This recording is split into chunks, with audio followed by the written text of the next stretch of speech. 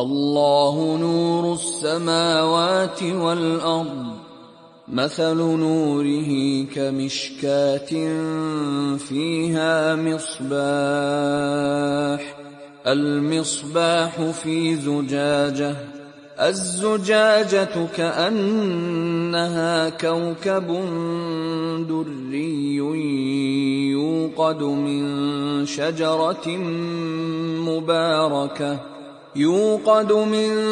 شجرة مباركة زيتونة لا شرقية ولا غربية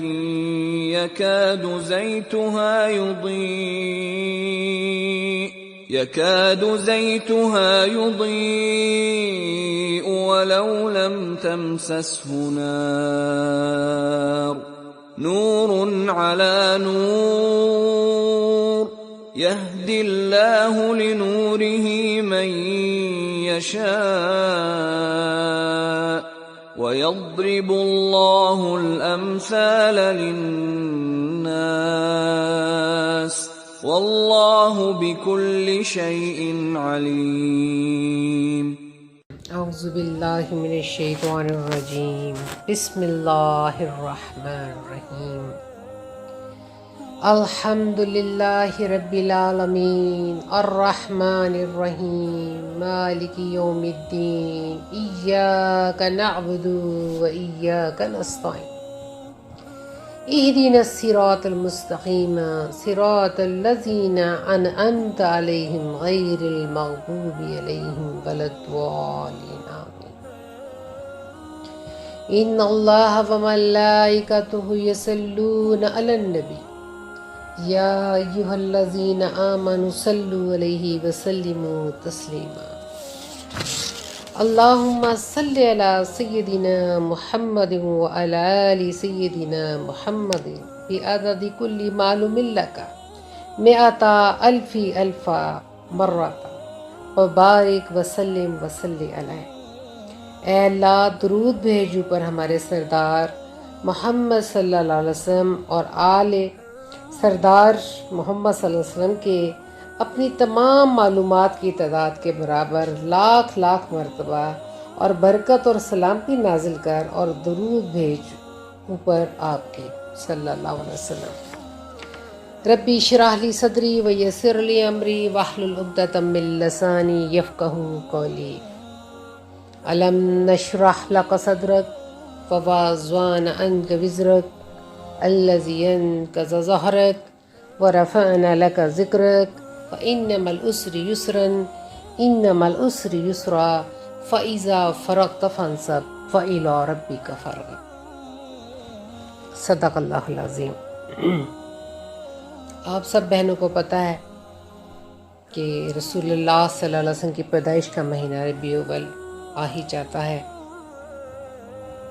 اور ہر مہینے کی فضیلت ہے، ہر مہینے کی اللہ تعالیٰ نے اس کی برکات اور انوارات ہیں.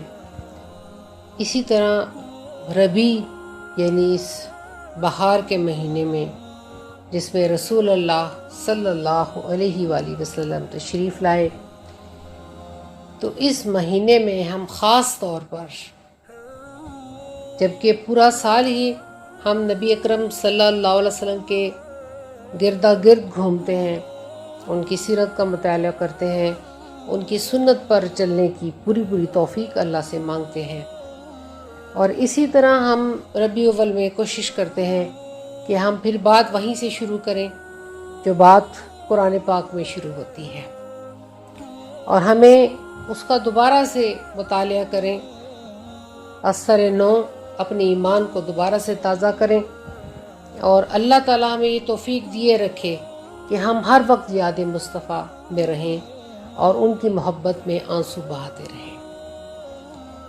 اللہ کا شکر ہے کہ اتنے مہینے گزرنے کے بعد ربیع الاول اپنا چہرہ دکھاتا ہے، جس میں ہماری رسول اللہ صلی اللہ علیہ وسلم کی یاد اور بڑھ جاتی ہے. یاد مصطفیٰ میں ہم مزید منہمک ہو جاتے ہیں، اور دن رات یہی اللہ تعالیٰ سے التجا ہوتی ہے کہ اے اللہ ہمیں کثرت سے درود شریف پڑھنے کی توفیق عطا فرما۔ اے اللہ ہمارے سینوں کو شرح صدر کر کے اس میں نور بھر دے، ہمیں ہمارے لیے آسان کر دے سنت رسول پر چلنا۔ بات ہم وہیں سے شروع کرتے ہیں جسے قرآن پاک شروع کرتا ہے۔ میں آیت نمبر 127 سورۃ بقرہ کا ترجمہ کرنے لگی ہوں۔ اور یاد کرو جب ابراہیم اور اسماعیل علیہ السلام خانہ کعبہ کی بنیادیں اٹھا رہے تھے تو دونوں دعا کر رہے تھے کہ اے ہمارے رب تو ہم سے یہ خدمت قبول فرما، ربنا تقبل منا انک انت السمیع العلیم۔ وہ دونوں یعنی حضرت ابراہیم علیہ السلام اور حضرت اسماعیل علیہ السلام یہ دعا کر رہے تھے کہ اے ہمارے رب تو ہم سے یہ خدمت قبول فرما لے، بے شک تو خوب سننے اور خوب جاننے والا ہے۔ پہلے التجا کی ہے کہ اللہ یہ جو گھر بنانے کی ذمہ داری تو نے ہم پر سونپی تھی، ہم اسے بنا رہے ہیں اور بناتے ہوئے تو سے یہ دعا گو ہیں کہ تو اس خدمت کو قبول کر لینا۔ پھر آیت نمبر 128 میں اللہ فرماتا ہے اے ہمارے رب ہم دونوں کو اپنے حکم کے سامنے جھکنے والا بنا اور ہماری اولاد سے بھی ایک امت کو خاص اپنا تابع فرمان بنا، اور ہمیں ہماری عبادت اور حج کے قواعد بتا دے اور ہم پر رحمت اور مغفرت کی نظر فرما، بے شک تو ہی بہت توبہ قبول فرمانے والا مہربان ہے۔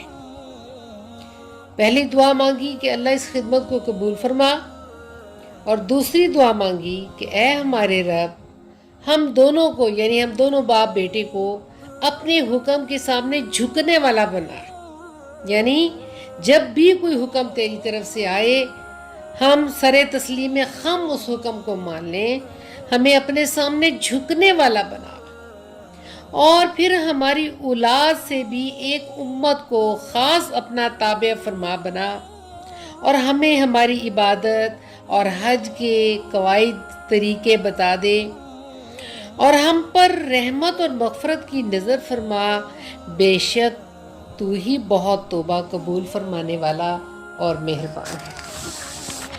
اور آیت نمبر 129 میں دعا کرتے ہیں حضرت ابراہیم علیہ السلام کہ اے ہمارے رب انہی میں سے وہ آخری اور برگزیدہ رسول صلی اللہ علیہ وسلم مبعوث فرما جو ان پر تیری آیتیں تلاوت فرمائے اور انہیں کتاب اور حکمت کی تعلیم دے اور ان کے نفوس اور قلوب کو خوب پاک صاف کر دے، بے شک تو ہی غالب اور حکمت والا ہے۔ یعنی تیسری دعا کیا مانگی کہ اے ہمارے رب انہی میں سے وہ آخری اور برگزیدہ رسول یعنی میری ہی نسل میں سے آخری اور برگزیدہ رسول صلی اللہ علیہ وسلم مبعوث فرما جو ان پر تیری آیتیں تلاوت فرمائے، جو تیری آیتیں تیرا کلام پڑھ پڑھ کر سنائے اور انہیں کتاب اور حکمت کی تعلیم دے اور ان کے نفوس اور قلوب کو خوب پاک صاف کر دے، یعنی ایسا نبی ہو جو کہ اپنی امت کے نفوس اور قلوب کو خوب پاک اور صاف کر دے، بے شک تو ہی غالب حکمت والا ہے۔ 3 دعائیں جب خانہ کعبہ کی بنیادیں اٹھائی جا رہی تھیں، اللہ کے گھر کو تعمیر کیا جا رہا تھا، اس وقت حضرت ابراہیم علیہ السلام نے اور حضرت اسماعیل دونوں نے مل کے گھر کو بنایا تھا، تو وہ یہ دعائیں کر رہے تھے کہ اللہ ہماری ہی نسل میں سے ایک ایسے نبی کو مبعوث فرما جو اپنی امت کے نفوس کا، جو ان کا تزکیہ نفس کرے، جو انہیں مزکی کرے، جو انہیں پاک کر دے، اپنے سینے سے ان کو پاک کر دے۔ تو جہاں سے قرآن بات شروع کرتا ہے میں اپنی بات وہیں سے شروع کرتی ہوں کہ یہ دعا مانگ لی گئی تھی، اور حضور اکرم صلی اللہ علیہ وآلہ وسلم نے فرمایا کہ میں ابراہیم علیہ السلام کی دعا ہوں، حضور اکرم صلی اللہ علیہ وسلم فرمایا کہ میں ابراہیم علیہ السلام کی دعا ہوں. تو ہم نے یہ دیکھنا ہے کہ یہ دعا مانگی حضرت ابراہیم علیہ السلام نے کہ ایک ایسا نبی آئے جو ہمارے قلوب کو منور کر دے، جو ہمیں مزکی کر دے، جو ہمارے سینے کو پاک کر دے.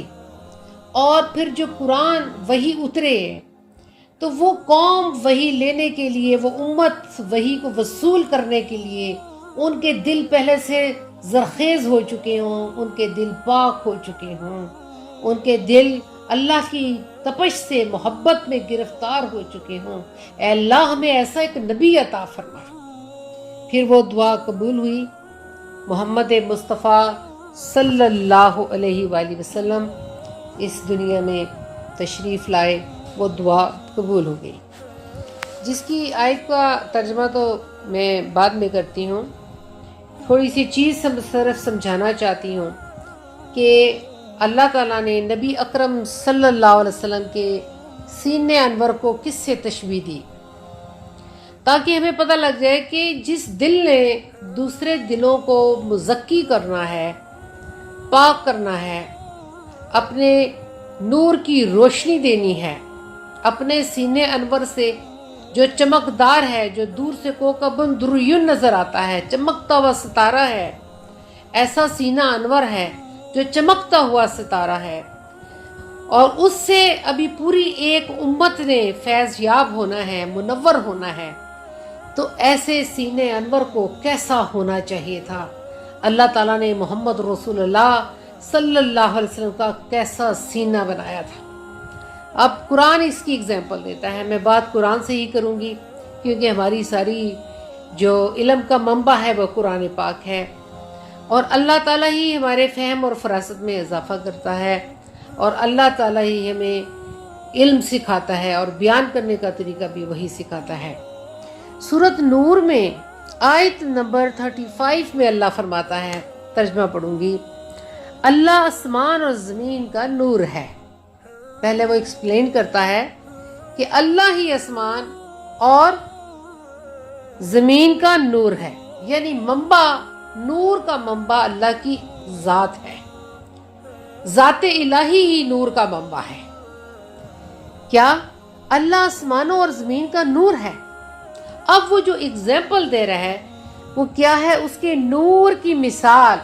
اس کے نور کی مثال، اگر میرے نور کی مثال دیکھنی ہے، جو نور محمدی کی شکل میں دنیا میں روشن ہے.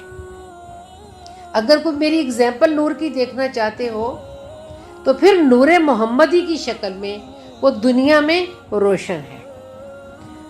اس طاق نما سینہ اقدس جیسی ہے، اس طاق نما سینہ اقدس جیسی ہے جس میں چراغ نبوت روشن ہے.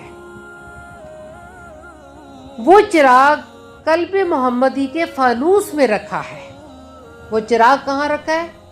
قلب محمدی کے فانوس میں رکھا ہے. یہ فانوس نور الہی کے پرتو سے اس قدر منور ہے. یہ فانوس نور الہی کے پرتو سے اس قدر منور ہے گویا ایک درخشندہ ستارہ ہے، یعنی کوکبن دریون ہے. یہ چراغ نبوت جو زیتون کے مبارک درخت سے، یعنی عالم قدس کی بابرکت رابطہ وحی سے، تیل کی مثال یہاں کیا ہے؟ یعنی عالم قدس کے بابرکت رابطہ وحی سے یا انبیاء اور رسول ہی کے مبارک شجرہ نبوت سے روشن ہوا ہے. نہ فقط شرقی ہے نہ غربی، بلکہ اپنے فیض نور کی وسعت میں عالمگیر ہے.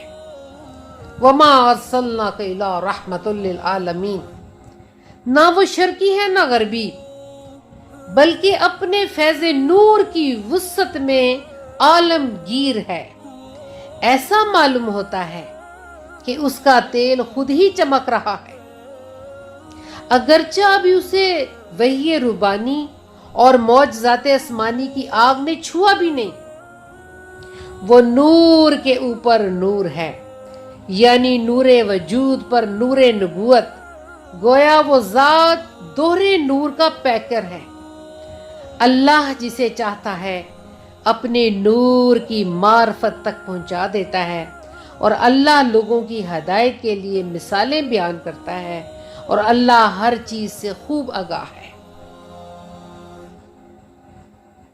ابھی اسی آیت کو لے کے آگے بڑھوں گی جو آج میں نے پڑھ دی ہے، جو دعا حضرت ابراہیم نے مانگی ہے، اور پھر اللہ اپنے نور کی اگزامپل، وہ نور سینے کا، وہ نور جس سے بہت سارے سینوں کو منور کرنا ہے، بہت سارے نور اللہ دے چکا ہے، نور ایمان، نور معرفت، نور عرفان، بہت سے نور۔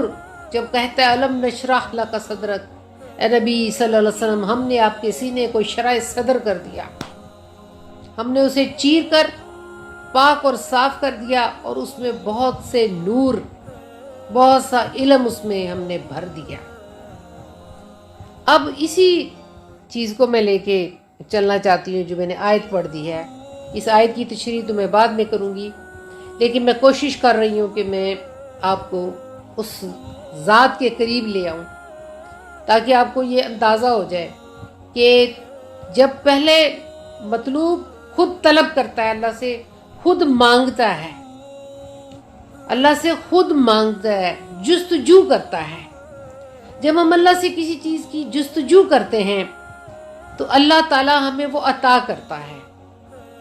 جیسے فور ایگزامپل اللہ تعالیٰ بیان کر رہا ہے سورۃ والضحیٰ میں، اے نبی صلی اللہ علیہ وسلم، والضحیٰ واللیل اذا سجا ما ودعک ربک وما قلی۔ آج سسنگ رب نے نہ تو آپ کو چھوڑا ہے اور نہ ہی آپ سے بیزار ہوا ہے۔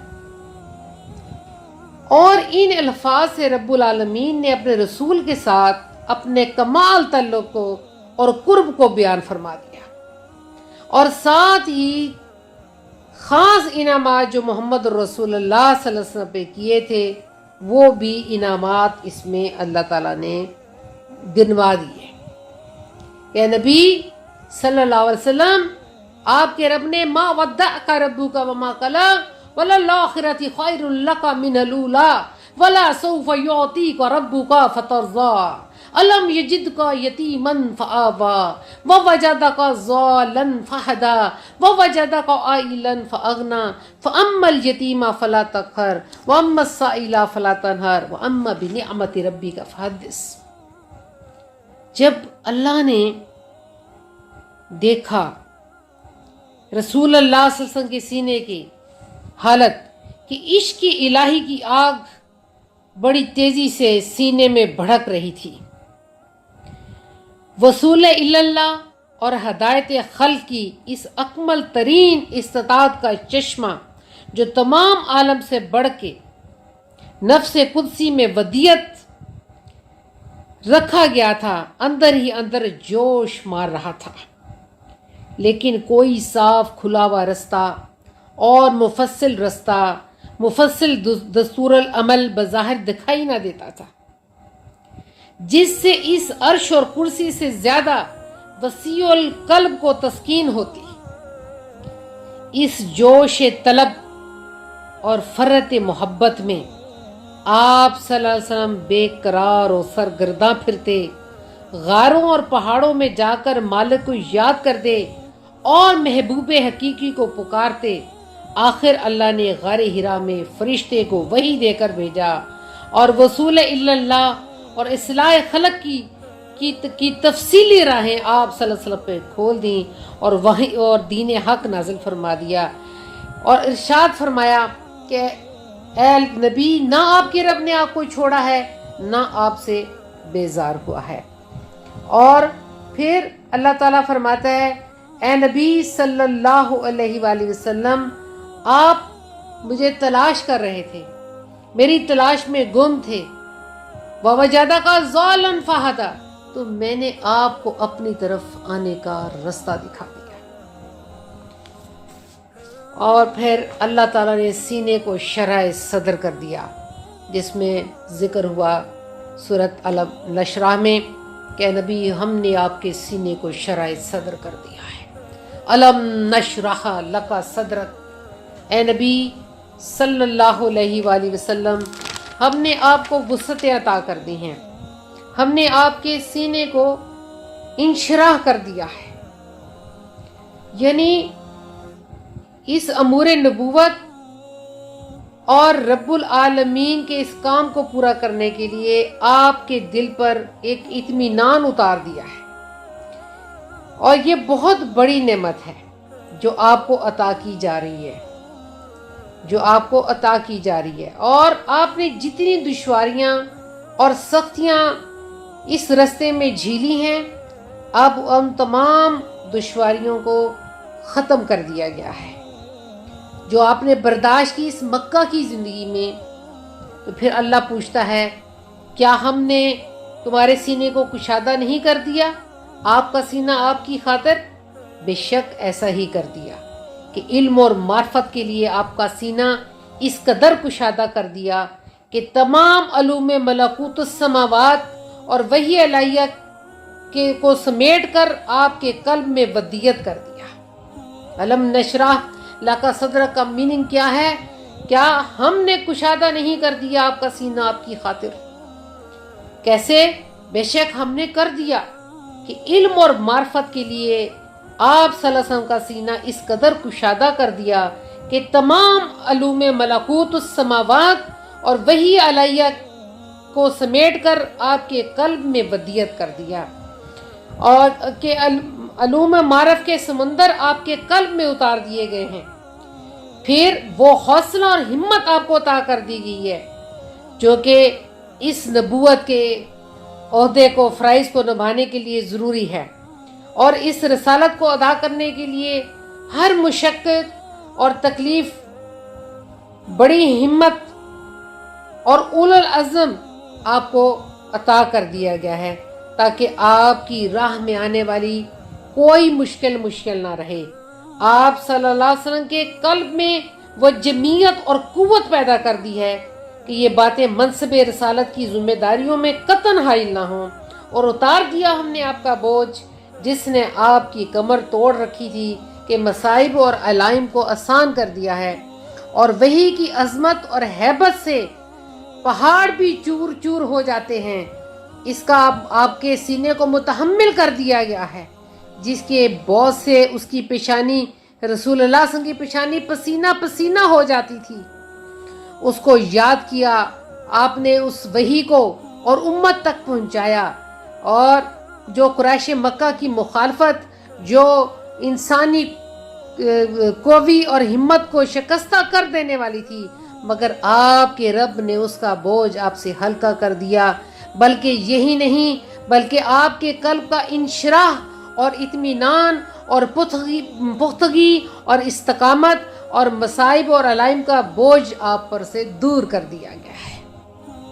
اے محمد مصطفیٰ صلی اللہ علیہ وسلم، آپ پر یہ انعام کر دیا گیا ہے کہ آپ کے نام کو ہمیشہ کے لیے بلند کر دیا گیا ہے، اور ہم نے آپ کا ذکر اس طرح کہ آپ کا دین بھی مشرق اور مغرب میں پھیلے، آپ کا نام بھی اس قدر بلند ہوا کہ اذان کے کلموں میں اللہ کے نام کے ساتھ اشہد ان محمد رسول اللہ کی صدا فضا میں ہر وقت گونجتی رہے گی. لہٰذا ہم نے یہ آپ کو انعام بھی کر دیا ہے.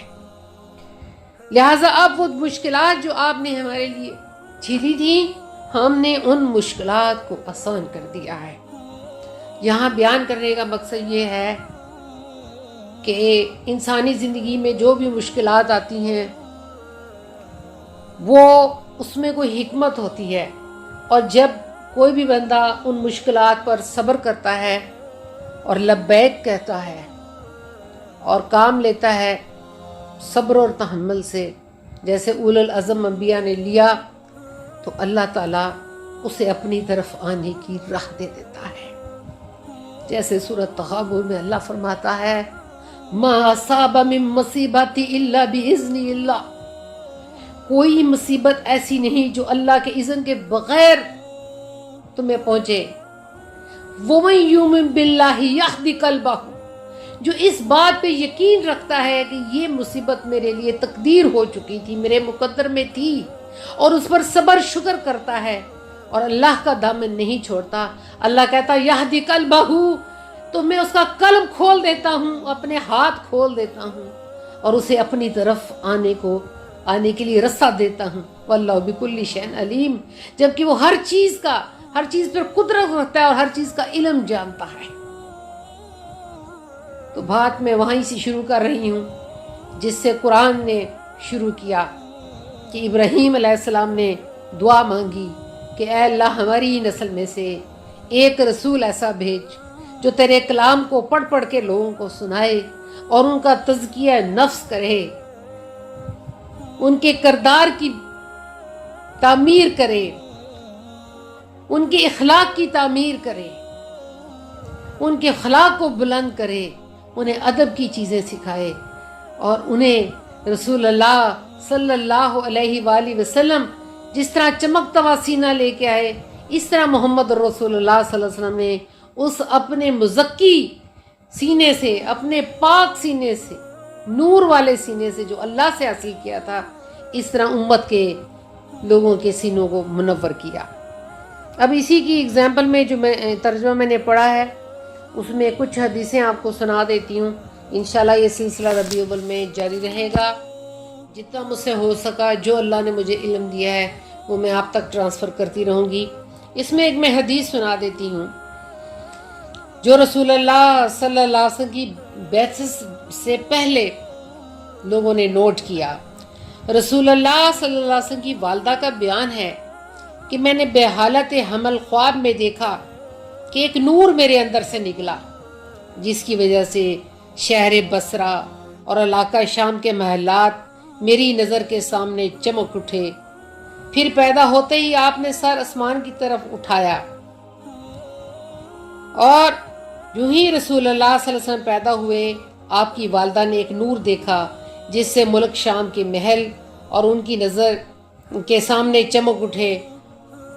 اور پھر لکھا ہے کہ رسول اللہ صلی اللہ علیہ وسلم کی والدہ نے بیان فرمایا، جب آپ پیدا ہوئے تو فرشتے نے آپ کو 3 بار پانی میں غوطہ دیا، پھر ایک ریشمی بٹوے کے اندر سے ایک مہر نکال کے آپ کے شانائے پر لگائی، جس کی وجہ سے ایک سفید انڈے کی طرح چیز پیدا ہو گئی جو زہرہ کی طرح چمکنے لگی۔ اور پھر فرماتے ہیں کہ رسول اللہ صلی اللہ علیہ وسلم کی پیدائش کی رات کو کسرا کے محل میں لرزہ آ گیا اور اس کی 14 کنگرے گر پڑے، اور کسرا خوف زدہ ہو گیا، اور فارس کی جو آگ 1000 برس سے نہیں بجھی تھی وہ بجھ گئی، اور سعادت جھیل خوش ہو گئی۔ حضرت عائشہ صدیقہ رضی اللہ تعالیٰ کی روایت میں آیا ہے کہ ایک یہودی مکہ میں رہتا اور تجارت کرتا تھا۔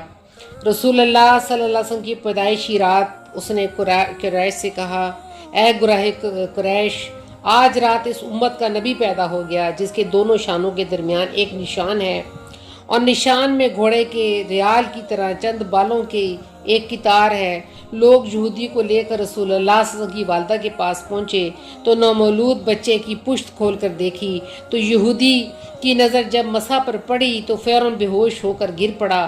لوگوں نے پوچھا، ارے تجھے کیا ہو گیا؟ یہودی کہنے لگا، واللہ بنی اسرائیل سے نبوت نکل گئی۔ اور حضرت عباس بن عبد المطلب کا بیان ہے کہ میں نے عرض کیا، یا رسول اللہ صلی اللہ علیہ وسلم، آپ کے دین میں میرے داخل ہونے کا ایک خاص باعث ہوا۔ آپ کے نبی ہونے کی نشانی میں نے اس وقت دیکھ لی تھی جب آپ جھولے میں پڑے ہوتے، چاند سے باتیں کر رہے تھے اور انگلی سے اس کی طرف اشارہ کر رہے تھے، اور جب آپ اس کی طرف اشارہ کرتے تھے تو وہ کنارہ جھک جاتا تھا۔ رسول اللہ صلی اللہ علیہ وسلم نے فرمایا، میں اس سے باتیں کر رہا تھا اور وہ مجھ سے باتیں کر رہا تھا۔ وہ مجھے رونے سے بہلاتا تھا، اور جب وہ عرش کے نیچے سر بسجود ہوتا تھا تو میں اس کی آواز سنتا تھا۔ یہ خاص طور پر وہ احادیث روایت میں کر رہی ہوں، وہ میں آپ کو سنا رہی ہوں کہ جو نبی اکرم صلی اللہ علیہ وسلم کی پیدائش کے وقت لوگوں نے آبزرو کیا، دیکھا کہ اللہ کے نبی صلی اللہ علیہ وسلم کو اللہ نے کیسا کہا نا، اس کے نور کی مثال ایسی ہے۔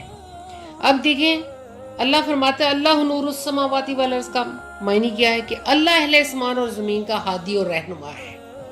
اللہ ہی ہادی اور رہنما ہے.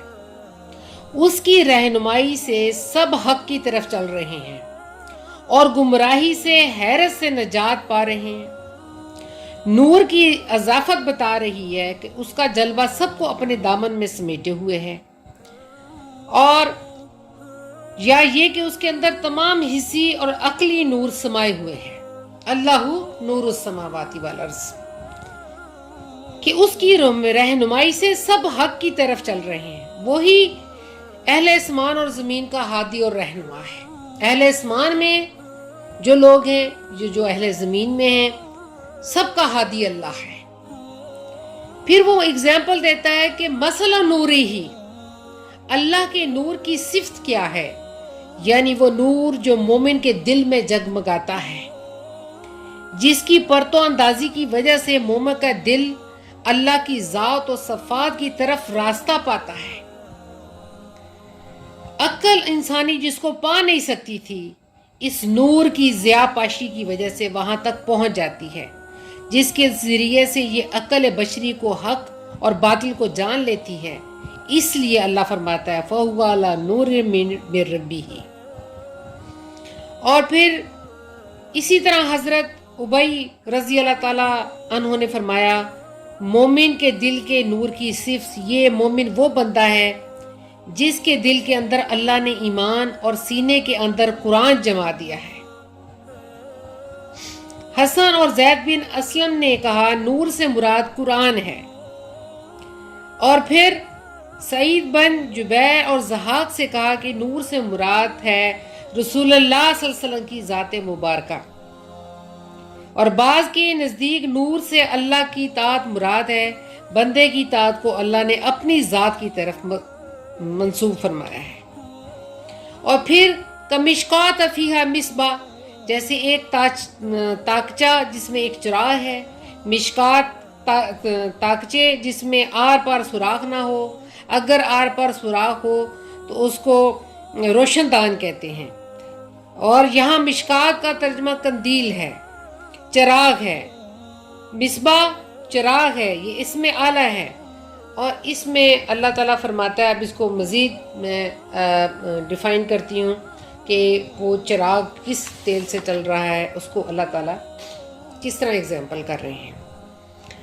ابھی اس پوری آیت کو آگے لے کے بڑھتی ہوں اور کوشش کرتی ہوں کہ اسی آیت سے آپ کو جو دعا حضرت ابراہیم علیہ السلام نے مانگی پہلے اس طرف آ جاؤں، اور پھر اس کو میں انشاءاللہ ڈیفائن کرتی ہوں جو میری سمجھ میں بات آئی ہے.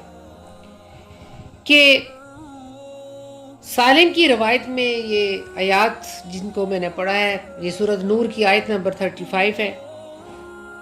فرماتے ہیں کہ حضرت ابن عمر نے فرمایا مشکات سے مراد ہے رسول اللہ صلی اللہ علیہ وسلم کا مبارک سینہ. مشکات سے مراد ہے رسول اللہ صلی اللہ علیہ وسلم کا مبارک سینہ. اور زجاجہ سے مراد ہے آپ کا دل. زجاجہ سے مراد ہے آپ کا دل. اور مصباح وہ نور تھا جو آپ کے دل میں روشن تھا. اور شجر مبارک سے مراد ہے حضرت ابراہیم علیہ السلام. اور شرقی غربی نہ ہونے سے مراد یہ ہے کہ حضرت ابراہیم علیہ السلام نہ یہودی تھے نہ عیسائی. اور نورن علی نور کا یہ مطلب ہے کہ ایک نور تو حضرت ابراہیم علیہ السلام کے دل کا نور تھا اور دوسرا نور رسول اللہ صلی اللہ علیہ وسلم کے دل کا نور تھا. محمد بن کعب قرطبی نے کہا مشکات حضرت ابراہیم علیہ السلام ہے. اگر اسے شجرہ نبوت پر رکھا جائے تو مشکات حضرت ابراہیم علیہ السلام تھے، زجاجہ حضرت اسماعیل اور مصباح رسول اللہ صلی اللہ علیہ وسلم ہے. آپ ہی کی ذات کو اللہ تعالیٰ نے آیت سراج منیرہ میں سراج فرمایا ہے.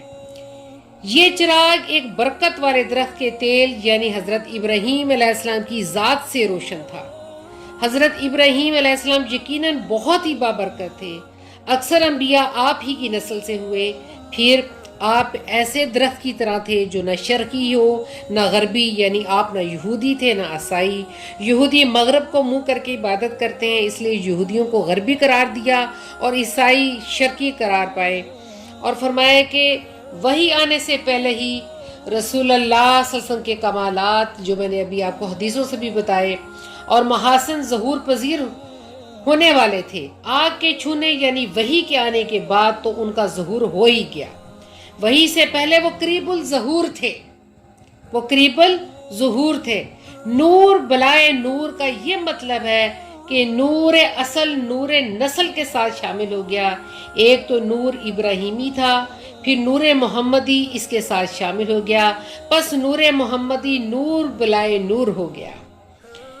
اور حضرت ابی بن کعب کی طرف نسبت کی ہے کہ یہ مومن کی مثال ہے، اسے اب مومن کے دل کی طرف، یہ مومن کی مثال ہے، مومن کی ذات۔ پہلے ابھی انہیں رسول اللہ صلی اللہ علیہ وسلم کی ذات مبارکہ پہ رکھ کے بیان کیا ہے، اور اب اسے مومن کی مثال ہے، یہ مومن کی مثال ہے۔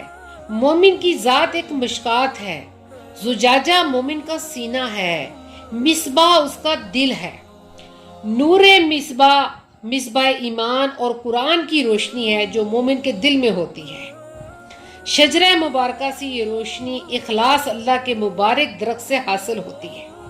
شجرہ مبارکہ سے یہ روشنی اخلاص اللہ کے مبارک درخت سے حاصل ہوتی ہے۔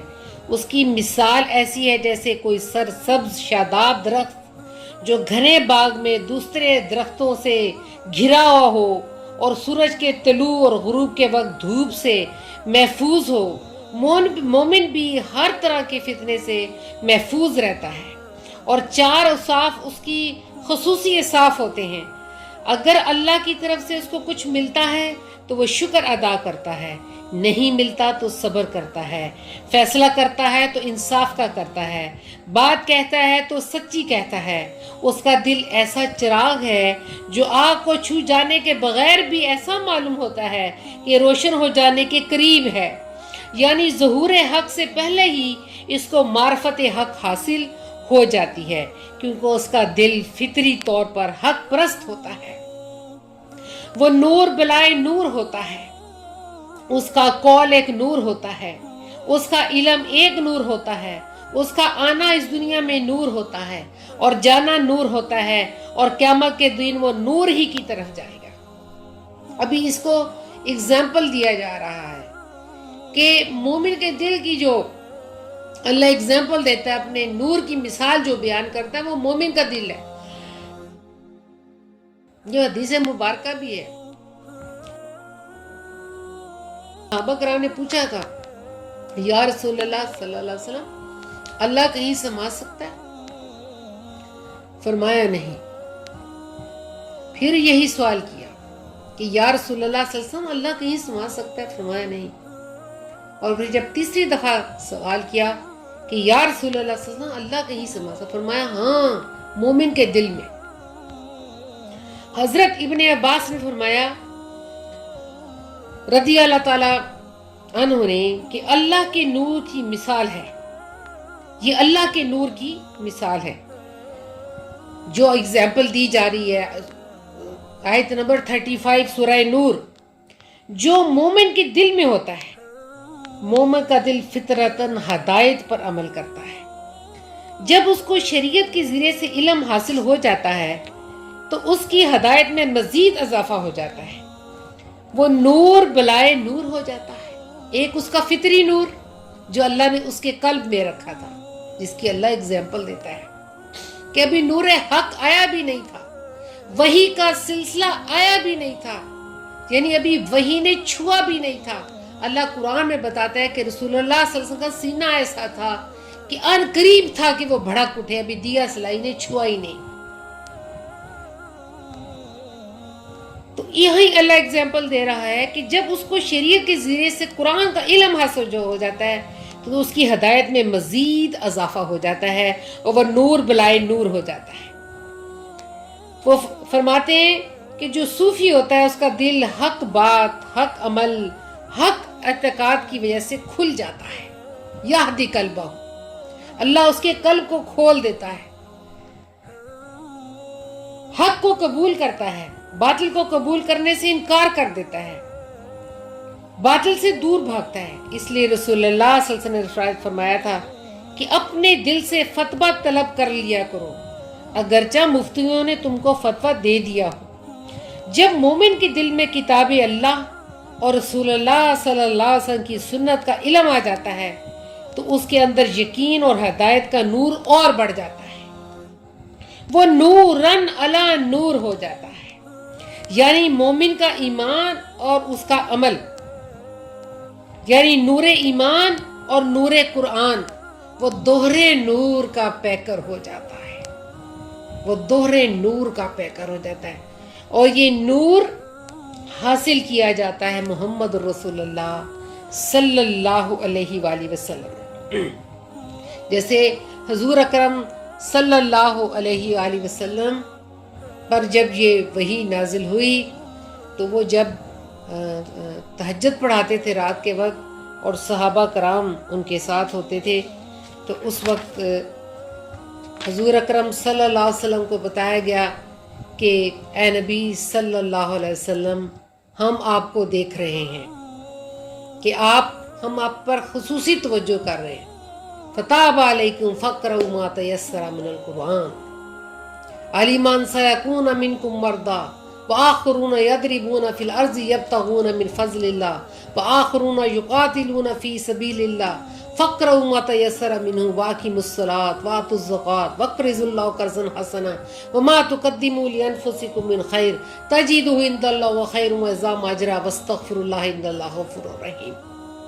تو جو صحابہ کرام محمد مصطفیٰ احمد مجتبیٰ صلی اللہ علیہ وسلم کے ساتھ نماز تہجد پڑھ رہے تھے اور جو رسول اللہ صلی اللہ علیہ وسلم کے سینے انور سے مستفید ہو رہے تھے، اس سینے انور کی آواز کو محسوس کرتے تھے، اور اس سینے انور سے جو شعائیں ملتی تھیں، جو رسول اللہ صلی اللہ علیہ وسلم کے سینے سے جو چمکتا ہوا سینہ تھا، وہ جب صحابہ کرام سامنے آتے تھے، ان سینے کی جو شعائیں ان کے سینے پہ پڑتی تھیں اور ان کے سینے روشن ہوتے تھے، تو یہ لازم و ملزوم ہے کہ یہ نور جو ہے، جیسے حضرت جبرائیل علیہ السلام نے حضور اکرم صلی اللہ علیہ وسلم کو اپنے سینے سے بھیجا اور کہا پڑھ اقرأ باسم ربک الذی خلق، جب بھیجا تو وہ سارا سینے کے اندر سے سینے میں ٹرانسفر ہو گیا، اور پھر محمد رسول اللہ صلی اللہ علیہ وسلم نے پڑھنا شروع کیا۔ یہ آج میں نے جس آیت کو کوٹ کیا ہے، یا میں اس کی طرف آپ لوگوں کی میں نے توجہ دلوائی ہے، اس کا ٹوٹل لب لباب یہ ہے، بتانا چاہتی ہوں۔ آیت بہت ہی پرنور آیت ہے، اور اس کو سمجھنے کے لیے یہ اس کی پہلی قسط ہے کہ میں نے اس کو آپ کو تھوڑی سی چیز کے بارے میں تھوڑا انفارم کیا ہے۔ انشاءاللہ اس کے بارے میں مزید لیکچر ہوتے رہیں گے اور آپ اس کو سمجھتے رہیں گے، اور پھر اللہ اسی طرح اگزامپل دیتا ہے کہ یہدی اللہ لنورہ من یشاء، اللہ اپنے نور کے ذریعے سے جس کو چاہتا ہے ہدایت یاب کرتا ہے۔ اور حضرت عبداللہ بن عمر کا بیان ہے کہ میں نے خود رسول اللہ صلی اللہ علیہ وسلم کو یہ فرماتے ہوئے سنا کہ اللہ نے اپنی مخلوق کو تاریکی میں پیدا کیا، پھر اس پر اپنے نور کا کچھ حصہ یعنی پرتو ڈالا، پھر جس شخص نے اس نور کا کچھ حصہ پا لیا وہ ہدایت یافتہ ہو گیا، اور جس نے نور کا حصہ نہ پایا وہ گمراہ ہو گیا۔ اس لیے میں کہتا ہوں کہ اللہ کے علم اور قلم خشک ہو گیا۔ مطلب یہ ہے کہ اللہ نے مخلوق کو جہالت اور گمراہی کے حال میں پیدا کیا، اس جہالت کا سرچشمہ عدم ذاتی ہے، اس کے بعد اپنے اس نور کا کچھ حصہ اس پر ڈالا، یعنی دلال میں جو نور صفات سے آتا ہے، اس نور کا کچھ حصہ مخلوق پر ڈالا، جس پر اس نور کا کچھ چمکارا پڑ گیا، جس پر اس نور کا کچھ چمکارا پڑ گیا وہ ہدایت یاب ہو گیا۔ پہنچنے کی صورت یہ ہے کہ جس ذات گرامی کو اللہ نے رحمت عالم بنا کر بھیجا اور اس کے سینے کو کھول دیا، یعنی محمد مصطفیٰ صلی اللہ علیہ وسلم کے سینے کو، اور اس کے دل کے اندر نور حکمت اور ایمان کو بھر دیا، اس کی پیروی کی جائے، اس کے چمکتے ہوئے نور کا کچھ چمکارا چن لیا جائے، اپنے دل کو اس رحمت عالم کے دل کا آئینہ بنا دیا جائے، تاکہ اپنا دل بھی بقدر نور چینی روشن ہو جائے۔ آدمی تین طرح کے ہیں، ایک وہ گروہ ہے جس نے صورت ایمان حاصل کر لی، دنیا میں کفر سے اور آخرت میں دوزخ سے نجات پا لی۔ ایک گروہ کون سا ہے؟ جس نے صورت ایمان حاصل کر لی، دنیا میں کفر سے، کفر کے بدلے اللہ نے اس کو ایمان کی دولت سے مالا مال کیا، اور آخرت میں دوزخ سے نجات پا لی۔ اور دوسرا وہ گروہ ہے جس نے حقیقت پا لی۔ حقیقت ایمان پانے والوں کے درجات مختلف ہیں۔ تیسرا وہ طبقہ ہے جس نے نور ایمان قطعاً حاصل نہیں کیا، صحیح رستے سے محروم رہا، ادھر ادھر بھٹکتا رہا، اور یہی گروہ اہل ضلالت ہے، یعنی یہی گمراہ گروہ ہے۔ اور حضرت ابو حنصہ کی روایت ہے کہ رسول اللہ صلی اللہ علیہ وسلم نے فرمایا، زمین میں اللہ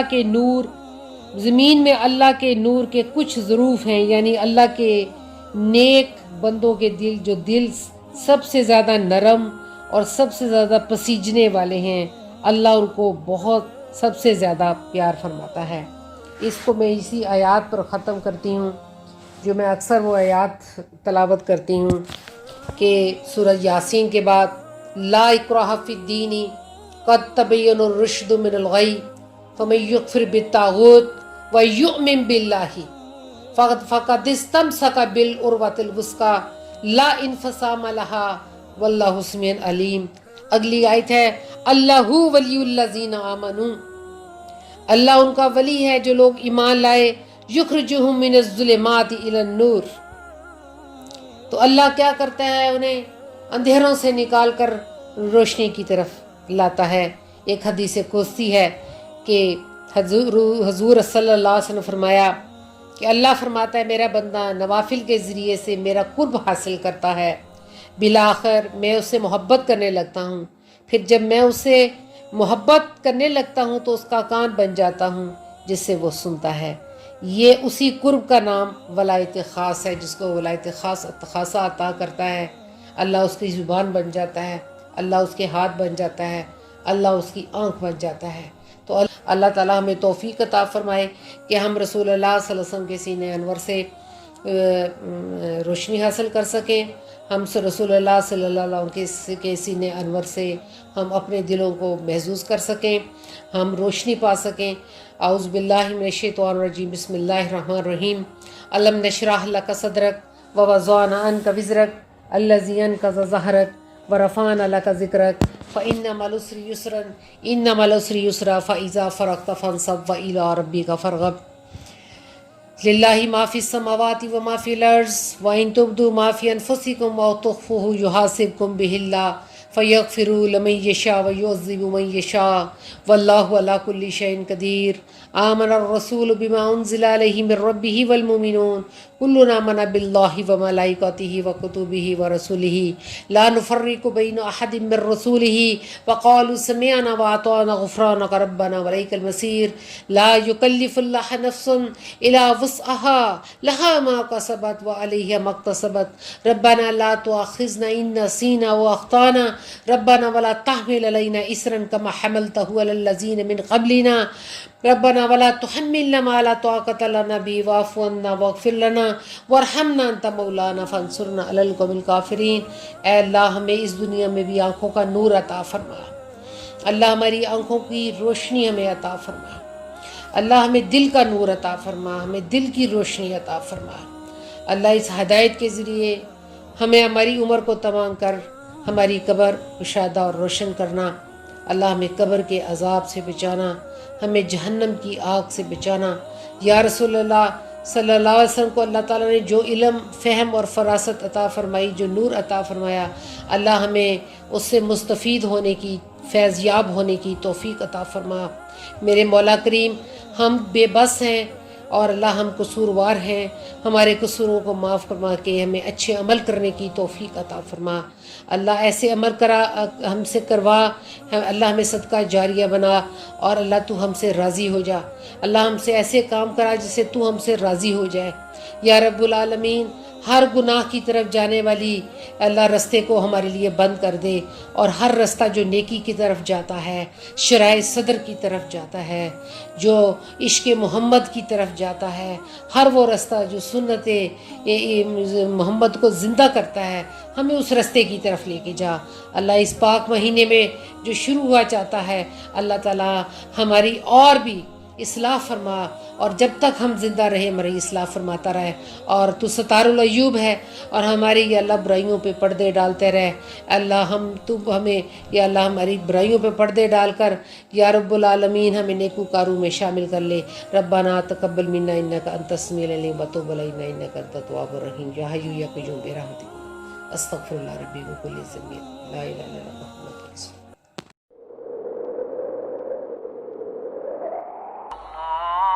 اللهم اجعل في قلبي نورا، وفي لساني نورا، وفي سمعي نورا، وفي بصري نورا، ومن فوقي نورا، ومن تحتي نورا، وعن يميني نورا، وعن شمالي نورا، ومن أمامي نورا، ومن خلفي نورا، واجعل في نفسي نورا، وأعظم لي نورا، وعظم لي نورا، واجعل لي نورا، واجعلني نورا.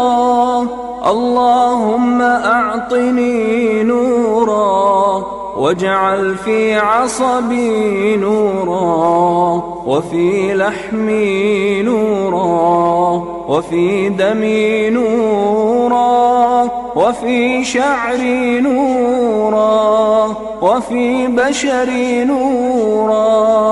اللهم اجعل لي نورا في قبري، ونورا في عظامي، وزدني نورا، وزدني نورا، وزدني نورا، وهب لي نورا على نور.